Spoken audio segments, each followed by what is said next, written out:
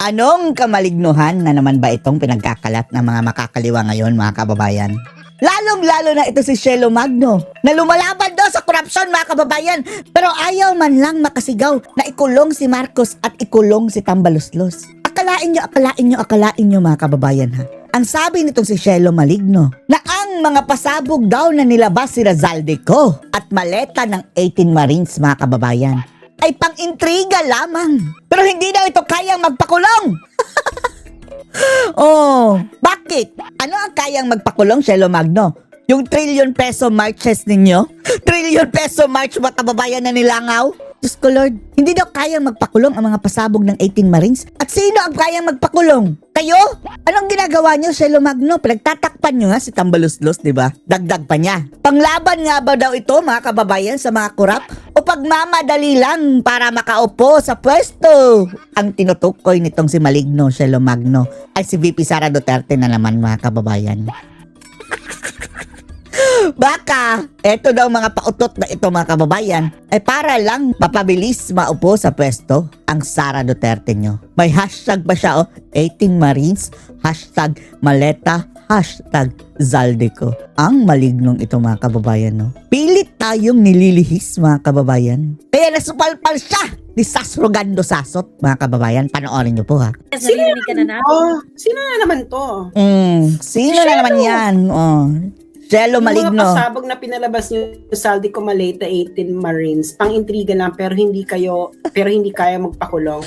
Panglaban nga ba sa korap o pagmamadali lang para makaupo sa pwesto?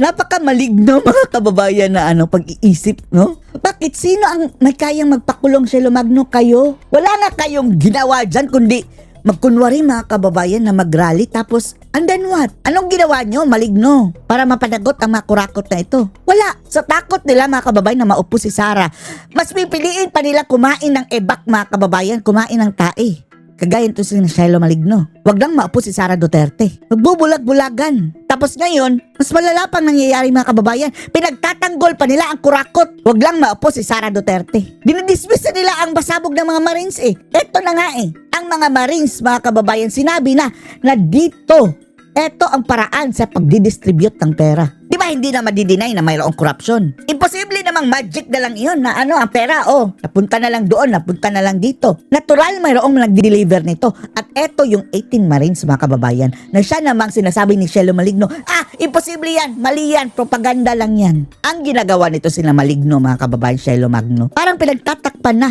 ang mga kurakot ng bayan. Shame on you! So, yun yung concern niya. Yung concern, baka daw si Duterte na Sabi papalit. niya, hindi kaya magpakulong. Bakla ka, paano may papakulong yung presidente? Oo nga, no? Immune. Pero humanda ka, Maligno, Shelo Maligno. Pagbaba ni Bongbong Marcos, dyan na mapapanagot ang mga kurakot na ito. Ngayon, mga kababayan, this time around, habang si Bongbong Marcos ang presidente, walang mangyayari talaga. Hopeless tayo, mga kababayan. Pero, not totally. 2 years na lang. Kapag wala na yan si Bongbong Marcos sa pwesto, talagang mananagot ang dapat managot.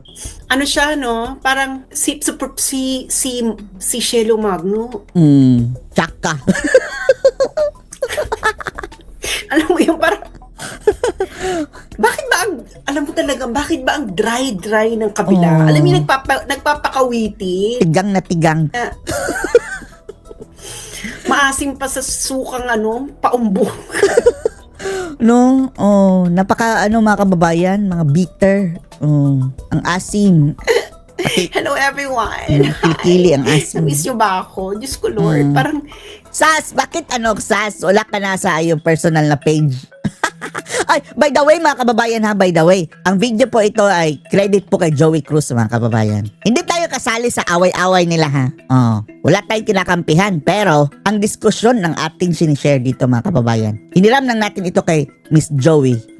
ano ba si Shelo? Parang, Maligno. alam mo yung parang sa barkadahan, na may inuman kayo, tapos biglang mo may magko-comment, yung lahat kayo parang, yung matatahimik kayong lahat dahil parang, Tsaka. girl, wala kang sound. Wala kang sound. Hello. Ayan. May sound. Oo. Alam mo yun? Oo, alam mo yung gano'n, yung nagiinuman kayo, tapos biglang may sisingit. Oo. Tapos lahat kayo Sablay. matatakinik na parang, ay, O ano? O sige, Shelo Magno. Kung hindi yan, kayang ipakulong si Marcos, which is hindi naman talaga kayang ipakulong ngayon dahil presidente pa siya. Ano ang alternative nyo? Kayo ang magpapakulong kay Marcos sa pamamagitan ng pagsigaw-sigaw na ikulong na yan mga kurakot. Hindi nyo nga mapangalanan. Shelo Maligno. Samantalang etong mga 18 Marines, mga kababayan, si Zaldico, specific, mayroong mga ebidensya, mayroong mga maleta, mayroong mga picture, mayroong mga pangalan, mga kongresista na mga tumanggap. Hindi pa rin magpapakulong, kayang ipakulong. Sinushortcut lang ang pagkapresidente ni Sara Duterte. Hindi kailangan ni Sara Duterte na mang-agaw ngayon ng pwesto. Lalong-lalo na nagbabanta ang bangag ng martial law. 2 years na lang, tapos ipilitin pa ni Sara na mang-agaw? For what? Para magdeklara ng martial law si Bangag? And then, wala ng eleksyon? Alam na natin yan Gaya-gaya po tumaya yan sa ama mga kababayan, yung Bangag na yan. Matatahimik kasi parang walang yung kwento niya. Walang laman. Nakakaloka sa kanya, yung pasabog na pinalabas nyo, Saldico, parang, sino nyo? Sino ba hindi mo ba alam na si Saldico mismo ang lumabas? Wala nga nakakalam. Yun pa, parang mga kababay, kasabot na dun, Sara. Lumabas siya, dahil siya na naiipit. I think, Shelo, I think it's Occam Razors tayo. Yung sa'yo kasi kailangan ng grand conspiracy. Para maging totoo. Alam mo yung kailangan ng grand conspiracy na humanap ka ng 18 na Marines, humanap ka ng Saldico, ganyan. Hindi ba mas mabilis na kaya lumabas si Saldico dahil na siya, nilaglag na siya ng kanyang mga kakamkaman. So, ginawa siyang sakripisyo, mga kababayan. Ayaw pumayag ni Zaldico na siya lang ang ibitin ng patiwarik. Siya lang ang paaangkinin ng lahat? No way! Tabla-tabla na this. Samantalang gusto rin niya i-save ang kanyang ass, mga kababayan, ni Zaldico, dahil once na gagawin niya yan, pwede siya maging state witness, mga kababayan. Parang umamin na si Saldico na na ganito ang distribution. Tapos si Sara pa rin ang may kasalanan dahil gusto magpresidente ni Sara. Diyos ko Lord. Oy, Shelo Magno. Umamin siya na may maleta, nagko-corroborate. Tapos, pang-intriga lang pero hindi kaya intriga lang daw. Intriga yung we're talking about 900 plus billion pesos. Intriga lang. Intriga pa rin. 805 billion pesos. Akala ba natin na mga kababayan, gustong mapanagot ang mga kurakot dito sa Shelo Magno, tapos ayan na, kitang-kita na mga kababayan, pa-intriga pa rin. Girl, we're not talking here about some failure of liquidation. This is criminality of the highest order. Criminality of the highest order. Yung issue yung release piatos si Magno, mga kababayan, hanggang piatos lang. True. Ito si Shelo Magno, walang katas. Diyos Alam me. mo, Dry na wala dry. talaga siyang katas. Kita mo pa, Tigang. meron pa talaga siyang Professor Shelo Magno. Talagang pinagdildilan niya, mga kababayan, na professor siya. Diyos ko Lord, kung sino mang mga estudyante niyan, kawawa. Parang, girl, branding. Walang common science. Girl, your brand is not branding. It's not selling. It's not moisturizing. Moisturizing. Takot-takot ng mga branding na ganyan. Ay, ako, maligno. Ang todo lang talaga, ang lang talaga dyan, ang eksena lang talaga yun, Shelo. Kayo, nobody buys your stuff anymore. Look at your Wala nang hindi na bumibenta, mga last kababayan. rally from before. Ilan kayo? Eksena nyo, kami 30,000, di ba ang dami nyo naman? Tapos nung ikalawang rally ni ng trillion peso march, bakla, naging na lang, 2,000, ilan na lang. Tapos ngayon, ilan na lang kayo? Wala na. Box? Wala na, mga kababayan. February 25 na At ang nakakaloka nito, girl, ang nakakaloka nito, edi nag-eksena. And this is after the Bongbong Marcos and Lenny Robredo plastikan. Plastikan.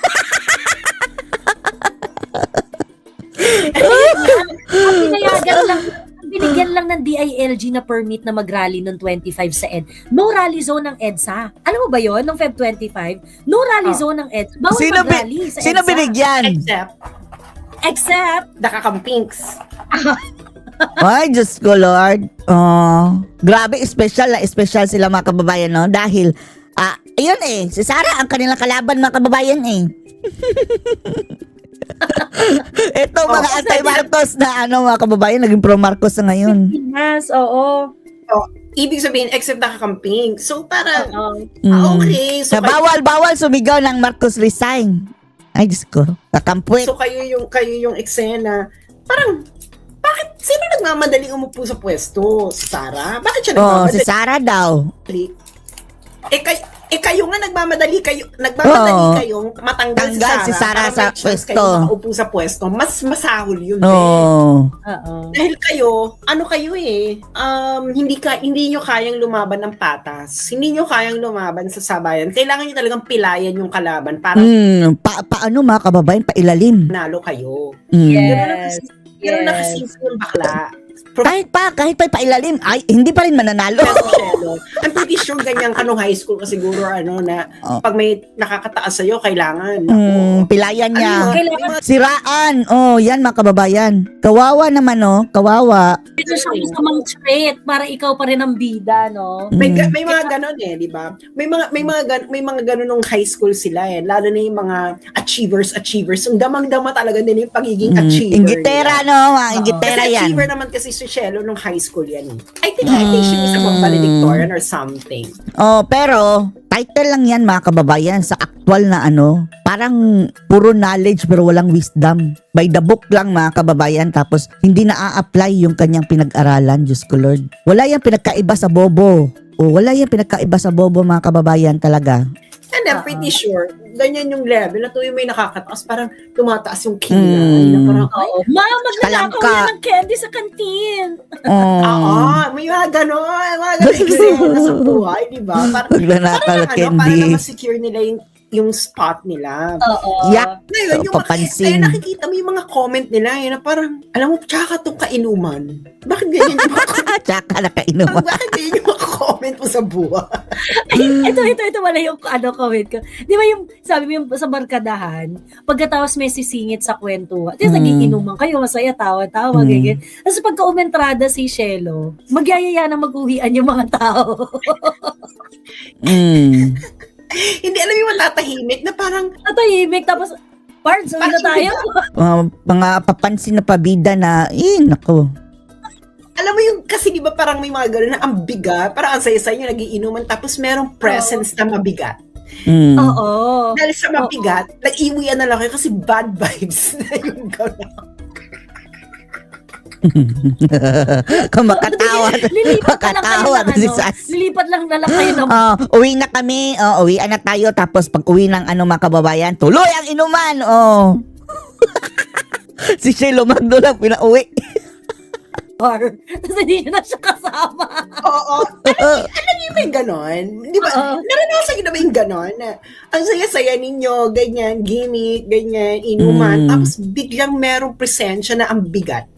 Oo. Presensya ng kademonyohan, kajablohan. Lipat na lang kayo ng ibang inuman. Pre-text na lang ha. Oo. Diba na parang, hindi naman kaya magpakulong. Bakit ikaw, Shelo Magno, kaya mo magpakulong? Gusto ko sila ikulong mga kababay si Sara. Ay, gusto ko lang. Parang, ano eksena ninyo? Parang, paano Mga hindi kaya talunan. magpakulong? Paano mo nga ipapakulong? Lahat ng avenues, hawak ng mga magnanakaw. So parang, Hawak na mga magnanakaw. Susera. Pero ang nakakaloka doon, wala siyang pakialam. Wala nga. About the Parang na mga kababayan na nga, ang nangyari kay Shelo Magno, defender na ng bangag mga kababayan. amount of money. Yeah. Hindi siya offended. Hindi siya offended doon. Ang iniisip lang talaga niya, naku, Pumalit si Sara. Bultong-bultong cash were shown. At ang nakakaloka nito, ang feeling ko pa sa kanya, ang mas iniisip pa niya na okay lang kahit mag-trillion-trillion pa yung nakawala Basta hindi lang dyan. papalit si Sara. What isa kapunitahan mga kababayan. Basta wag lang makaupo si Sara. Oo. Ganyan ang iniisip nila. How sick you are in the head. Oh, sick in the head. Be honest.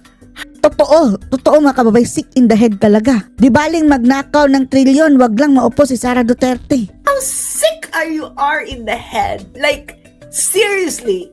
Hindi na ito girl, hindi na ito kabubuhan eh. At least yung kabubuhan, you can cure it with Oh, knowledge. wala na. Ito But na. this one is, my God, I hate drugs. girl, this is like impaired brain processing. Oo. To be this Yeah, this may is impairment na eh. May impairment na dito. impairment na ito. Hindi na makaintindi eh. Oh. Ganon. Oh, Ganun this is not just mentally Sick. deranged, but physically derangement of the brain itself. Alam mo yun? Wala na, corrupted na ang kanilang utak, no? Yeah, na parang, serious? Na parang, girl, parang may sira ng tornilyo sa utak mo. Patingin ka na. And I'm pretty sure Sira ulo na. Yan. makikita ang doktor. Paano yun? Girl, Ay, why are nako. you commenting like Anong klaseng pag-iisip? this? You can always say na, hindi ka ba, ayaw mo magalit na Ayaw nilang magalit. with the amount of money that was stolen just because you're scared that Si Bibi Sara, will be apapalit. makaupo. Parang, Oh. really? That is how deranged you are. You don't care Deranged. about the Filipino people. Mga baliw. And Oh. and this is not just, I think, about politics anymore. This is really physical derangement of the brain. Physically damage the brain itself. Dahil, This is greed. Actually, this is greed. Na they try to Hindi mga kababayan. Ano na sila? Accessory na sila sa corruption. Pinagtatanggol na nila ang mga kurakot nito eh. They are part of the corruption already mga kababayan. coat it in different in sick sugar coating, pero greed talaga ito eh. You do not want to talk about the testimony of the 18 Marines and flip it as a political issue na it's about Sara being president. Okay? Girl. Okay? Girl. Hindi lahat about election, putang ina mo ka. Hindi lahat tungkol doon. Okay? Actually, Matatalo kayo. Walang problema diyan. Matatalo kayo. Hindi kailangan gamitin ni Inday Sara yung 18 Marines na yan or Oo nga. whatsoever. Oo nga. Manalo na si Sara mga kababayan kahit walang ng 18 Marines. Walang testimonya ng 18 Marines. But if you are a person who loves her country, you would want this to be talked about. Eh bakit ayaw mong verify yung mga yung confidential fund information nga, gustong-gusto nyong malaman kung paano ginasta eh. Diba? Pagkatapos Tapos ito, na ayaw isang nila. bagay na Ayaw nila. verifiable that will require certain level of law enforcement by checking all the i-secure nyo na lahat ng CCTV doon sa mga lugar na binanggit. Oo nga mga kababayan, no? Eto, verifiable mga kababayan. Tapos dismissed agad. Wala. Pamumuliti ka lang ito. Pati si Boying Rimulya mga kababayan, sinabi, wala eh. Dahil dapat ang affidavit, isa-isa. Hindi daw dapat mga kababayan, isang affidavit sa lahat ng 18. Yan lang ang reason nila mga Ay, animal. sa lahat. Diba? I-secure nyo ng lahat yan. Para makita natin kung meron bang kung totoo pinangakuan na ng mga Marines yung salita nila. Hindi yata niya nakita yung hindi nakita ni Shelo Magno yung ang tawag dito yung notarized statement nila. So nag-swear in na yung mga Marines dyan. Binila yan ni Boying eh. Sabi ni Boying, hindi pwede yan dahil isang affidavit, 18 daw ang pumirma. Imposible daw mga kababayan. Kaya daw sa tingin niya gawa-gawa. Ay nako. Yan na naman mga kababayan kagaya ng affidavit ni Gutesa. Yan ang kanilang ginawang issue. Disregard nila ang testimony. Hahanapan na naman nila ng technicality. So they're already on the pain of perjury. Mm-mm. Yeah, well, I think if Shelo Magno doesn't really care about that, bakla ikaw lang hindi nagki-care about that, but the Filipino people cares about. Oo nga. Oo, the Filipino people themselves. Kaya mga kababayan, huwag kayong maniwala dyan kay Shelo Magno. Maligno nga mga kababayan. As her name implies, maligs. Shelo maligs. About it. Kaya mas lalo kayong mapapalayo sa taong bayan eh.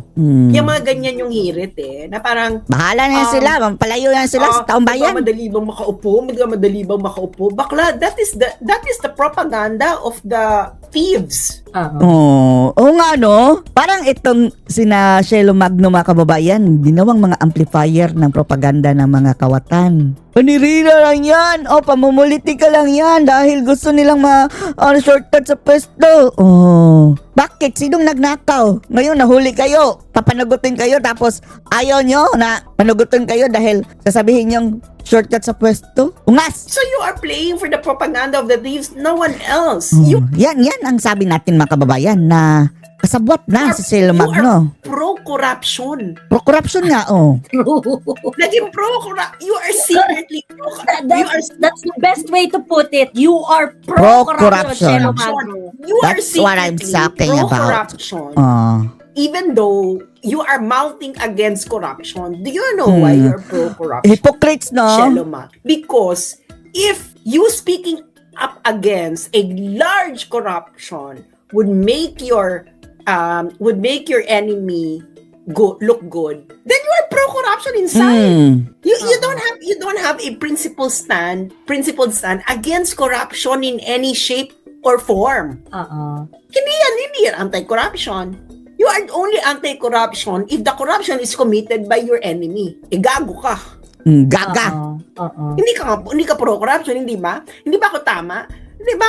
I believe in religious in religion that's the case, in Islam, in Christianity or whatever. It's either you are pro-corruption and then you speak up against pro-corruption in any shape or form, or you are secretly would like to be the thief. Wala. You secretly would like Na makaisa, di ba? Yes. Hindi ba? Pagkatoto, yung nangungurap, deadma ka. Ganyan. deadma. Kaya nga, alam mo yun, na ayoko magsabi na anti-corruption ako or pro-corruption ako. Sabihin mo lang na, ay nako, ganyan naman kayo, garapal kayo masyadong magnakaw. Pero you still admit na may mga nakawan talaga, pero mga bakla, iba na yung garapal. Ito kasi, garapal na to. Ibang garapal. Wala ako sa living fantasy na katulad ni Nika Gadi na and na parang ang mga eksena nila is and they lived happily ever after. Once upon a time. Mga kumitita, nagpapatakbo natin. Bata siya mismo part ng elite.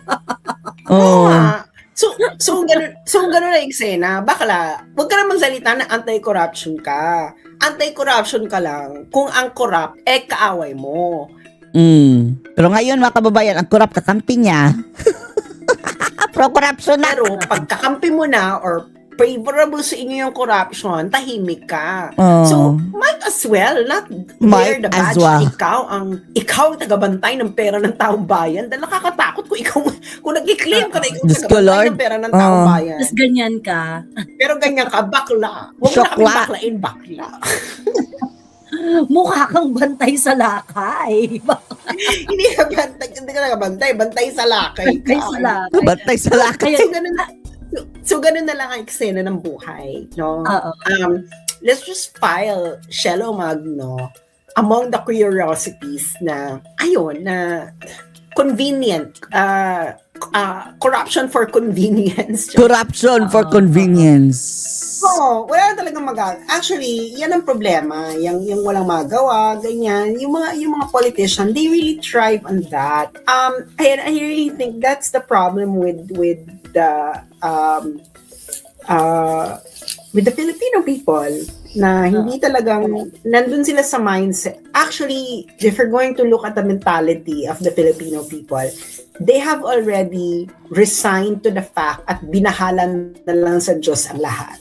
And what did God... Sa ngayon mga kababayan talaga, parang hopeless pa tayo sa ngayon hanggang andyan yan si Bangag mga kababayan. Hanggang andyan si Bangag. Kaya nga si Sara yan na lang ang natitirang pag-asa natin mga kababayan. Si VP Inday Sara. God just let politicians have more steal more trillions. Not because God wants it, but because God doesn't act for you. God doesn't act to change things for you.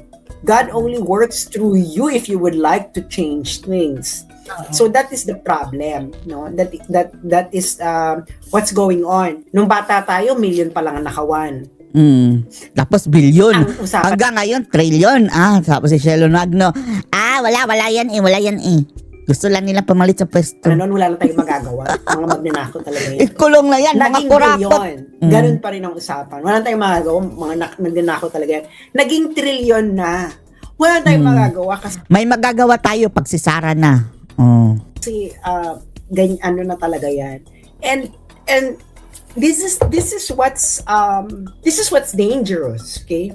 Nung panahon ni PRRD, para nagkaroon ng pause. Hindi naman pause, nainakawan pa rin, pero hindi naging ganun kagrabe. Okay? Hindi naging ganun pasabog yung Hindi kasi mga kababayan, hindi talaga yan mawawala yung korupsyon. Pero yung kay Tatay Digong, takot ang mga kurakot talaga.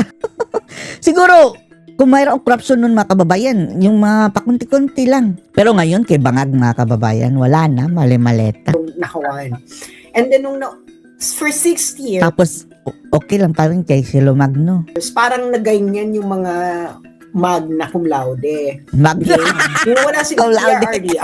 Wala, no? Oy, ikaw magagalit yung mga magna sa'yo. Magna cum laude. Kay Magna Lakaw. Balik na tayo sa dati. You see what's going on in the Philippines. So, yan ang kinakatakot ko. Magna. Maupo si Sara, 6 years. Sige, sabihin natin magkakaroon ng ganyan. Bakla, pagkatapos si Sara, back with a vengeance na naman sila. Oh. Kaya nga, ang dapat isunod natin kay Sara mga kababayan is another Duterte o another ally of Duterte mga kababayan. At grabe yung back with a vengeance. Nung panahon ni PRRD, grabe yung back with a vengeance sila. Naging trilyon. Trilyon, no? Ngayon, can you imagine, si Sara maupo, ganyan, baka maging 5 trillion yan pagkatapos ng 6. Kung pwede nga lang mga kababayan, si VP Sara, pag charter change na mga kababayan, unlimited na ang wala nang term limit ang pagka-presidente. Kung si Sara na, paulit-ulit natin siyang ihahalal mga kababayan na presidente. Years. And imagine what they're going to do with Inday. Kasi kung nung kay PRRD, hindi sila nakapagnakaw. Anong ginawa nila kay PRRD? Pinakulong. Pagdating kay Inday, hindi na naman sila makakapagnakaw. Imagine what they're going to do to Inday. They were gonna destroy Inday to the hilt. Like, for example, Kaya nga, dapat ngayon pa lang mga kababayan, paghandaan na natin na hindi nila magugulpi si VP Sara after ng kanyang termino. ganun ang gagawin. So, wala na magagawa. Eh, di babalik na yung mga magnanakaw. Mga magna! And would like to inform the viewers, and maybe the viewers would like to discuss this with their kainuman, katortsakan, kaklase, kaibigan, na 2026 na mga friends. And I'm pretty sure a lot of viewers who are watching here are in their 30s or in their 40s.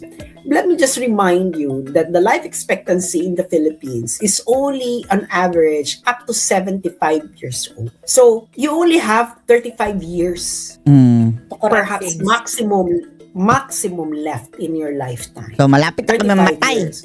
So 25 plus 35, 26 plus 35 is about it's gonna be 2062. So if you're gonna look at the past 35 years of how the corruption is going on, that is probably going to be the trend. There's going to be a dip somewhere, but the overall trend is it keeps on increasing. This is a mathematical fact, and there's nothing that you can do about it unless you break the trend by breaking the neck of everyone who's corrupt. That is now Mabibreak lang yan pag si Sara na. the problem, no? So kasi nga, a lot of Ngayon, hindi na kami, mga kababayan, magpapabudol sa Marcos. Filipinos think that they have all the time in the world. No, you don't have any time in the world. You only have a limited time, which is in the Philippines, the average lifespan is only up to 75 years old. So that is the time frame, okay? And it's 2026. And for the past 35 years, that's the thing that has been going on. That's the thing, pati. So most probably in the next 35 years, that's the thing that's going to happen as well. And you need to place yourself, what was your role in making the trend go up that way?